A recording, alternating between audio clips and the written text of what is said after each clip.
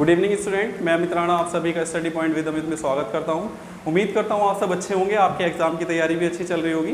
जैसा कि आप और हमें सबको पता है कि आपके एग्जाम की डेट 6 तारीख से स्टार्ट हो रहे हैं, ठीक है। तो आपकी जो तैयारी होगी वो ज़ोर शोर से चल रही होगी इस समय।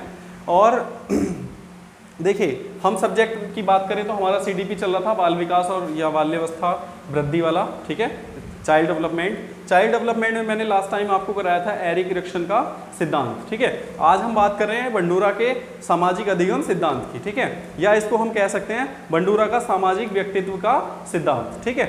इंग्लिश में हम बोलेंगे बंडूराज सोशल लर्निंग थ्योरी, ठीक। इन्होंने क्या किया, जैसा कि मैंने आपको एरिक इरिक्सन वाले सिद्धांत में बताया था कि जो हमारा जो टॉपिक होता है या जो मेन शब्द होता है क्वेश्चन का, उसको हम पकड़ के तोड़ मरोड़ के उसको पार्ट में डिवाइड करके उससे एक मीनिंग निकालने का प्रयास करते हैं, ठीक है।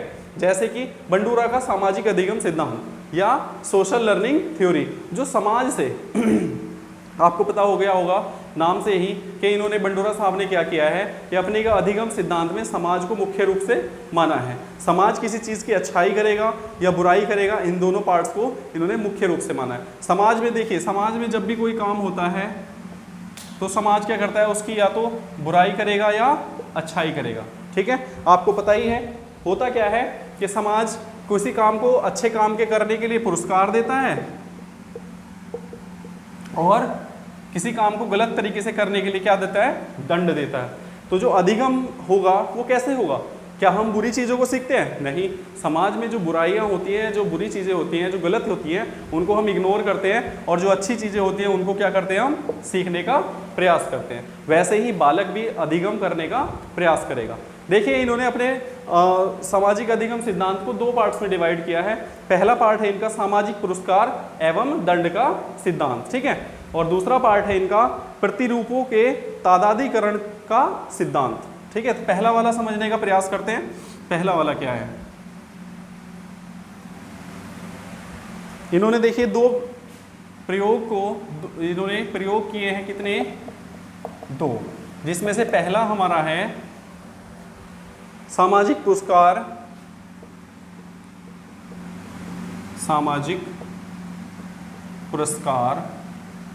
एवं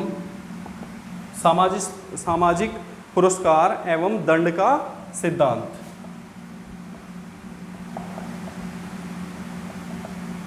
ठीक है। ये है, इन्होंने इसको बेस मानकर एक प्रयोग किया, क्या कि एक मूवी रखी,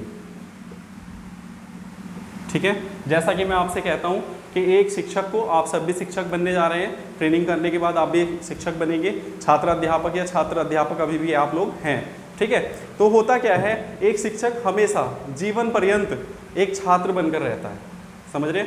टीचर की कभी भी स्टूडेंट लाइफ खत्म नहीं होती, क्योंकि समय के अनुसार दिन प्रतिदिन समय के साथ साथ टीचर को अपने व्यवहार में, अपनी नॉलेज में, अपने ज्ञान में परिवर्तन करते रहना पड़ता है, ठीक है।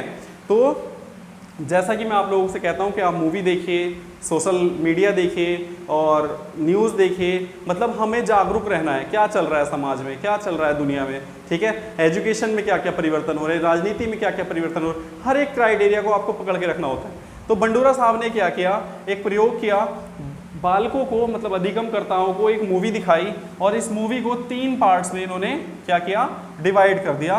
एक पहला पार्ट, दूसरा पार्ट और तीसरा पार्ट, ठीक है। अब जो इसमें हीरो होता है, ठीक है, जो हीरो होता है उसके 3 पार्ट्स कर दिए, मतलब उसके काम, उसके द्वारा किए गए कामों के 3 पार्ट कर दिए। कौन कौन से, एक तो अच्छा,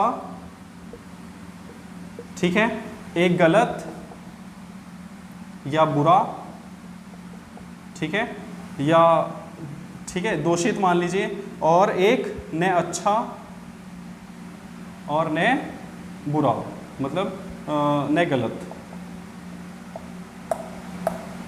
ठीक है, न गलत, ठीक। इन 3 पार्टों में एक हीरो के काम को डिवाइड कर दिया और हमने क्या किया, अधिगमकर्ताओं को 3 पार्ट में इसको दिखाया। पहला पार्ट दिखाया अच्छा वाला, दूसरा पार्ट दिखाया गलत वाला और तीसरा पार्ट दिखाया हमने न अच्छा है ना बुरा, ठीक है। तो जब आप लोग भी मूवी देखते हैं तो आपको भी पता है इस चीज़ का, मूवी हो, जिंदगी हो, जीवन हो या व्यक्तित्व हो या कोई कार्य हो, हर एक किसी भी पहलू के 2 पहलू होते हैं। ठीक है, किसी भी कार्य के, किसी भी व्यक्तित्व के, किसी भी काम के दो पहलू होते हैं, एक अच्छा और एक बुरा। तो इसी तरह उन्होंने क्या किया अपने प्रयोग में, हीरो के काम को एक अच्छे में बांटा, एक गलत में बांटा और एक न अच्छा ना बुरा, सामान्य। तो जब बालकों को ये तीनों पार्ट्स दिखाए गए तो सबसे पहले पार्ट्स में क्या हुआ, जब इसने कोई काम अच्छा किया तो समाज ने क्या किया, इसको पुरस्कार दिया। समाज द्वारा इसको क्या किया गया, पुरस्कार दिया गया या पुरस्कृत किया गया, ठीक है। और यहाँ जब गलत काम किया गया तो समाज द्वारा क्या हुआ, इसने दंड दिया। समाज द्वारा इसको, हीरो को दंड दिया गया या सजा दी गई। और यहाँ न तो पुरस्कार मिला, न तो पुरस्कार मिला, न इसको दंड मिला, ठीक है।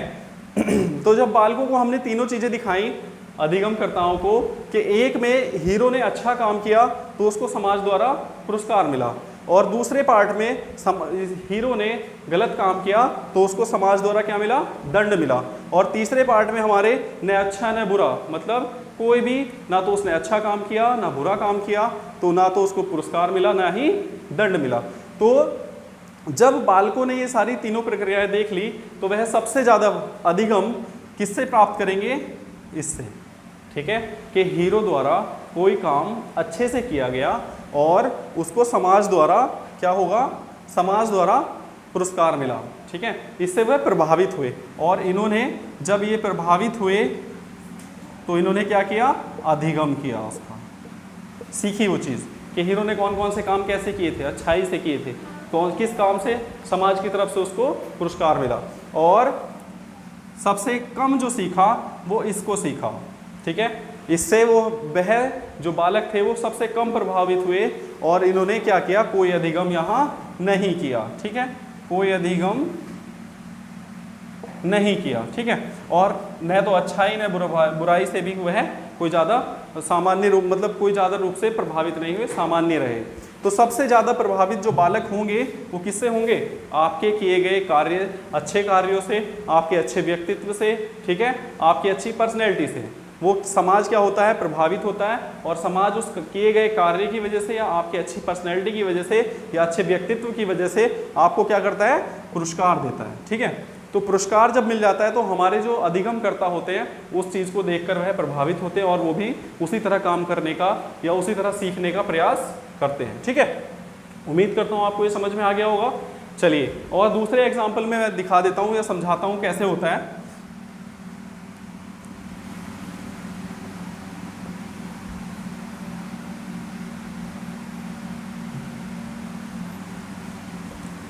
देखिए, होता क्या है कि जब आप कभी कभी कोई चीज़ें देखते हैं तो आपको, आपका मन जो है एक अच्छा होता है एक बुरा होता है।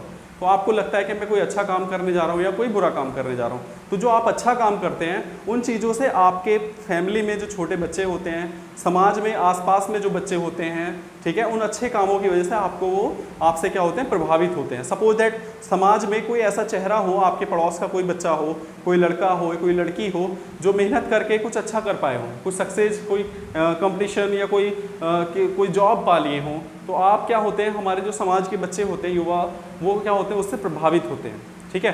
प्रभावित होने के बाद वह भी उसी तरह चीज़ों को करने का प्रयास करते हैं, ठीक है।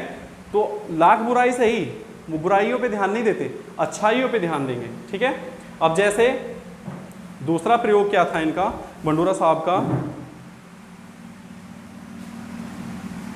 दूसरा प्रयोग था इनका प्रतिरूपों के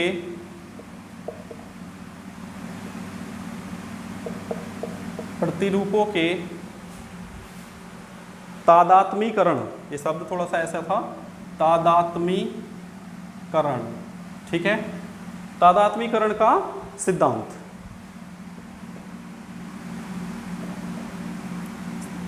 आप देखिए, आपके लिए एक वर्ड हो रहा होगा नया, तादात्मीकरण, ठीक है। जब आप अभी इसको समझेंगे तो सब समझ में आ जाएगा, ठीक है। प्रतिरूपों का, प्रतिरूप मतलब प्रतिरूप, रूप मतलब पर्सनैलिटी ले लीजिए, प्रतिरूप, ठीक।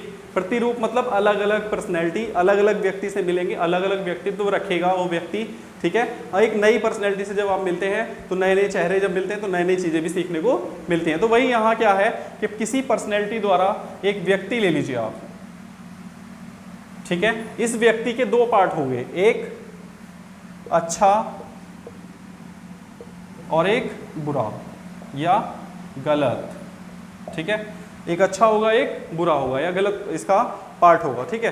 तो जब कोई व्यक्ति या कोई बालक या कोई अधिगम करता इस व्यक्ति से कुछ सीखने का प्रयास करेगा तो वह किन चीज़ों को नोटिस करेगा, किन को अधिगम करेगा, आपके अच्छी चीज़ों के लिए। जैसे एग्जाम्पल में हम अपने ही फील्ड का एग्जाम्पल लेते हैं, जैसे एक शिक्षक, जब आपने कभी पढ़ना स्टार्ट किया होगा या अभी भी आप ट्रेनिंग कर रहे हैं तो अभी भी कुछ टीचरों से हम बहुत ज़्यादा प्रभावित हो जाते हैं।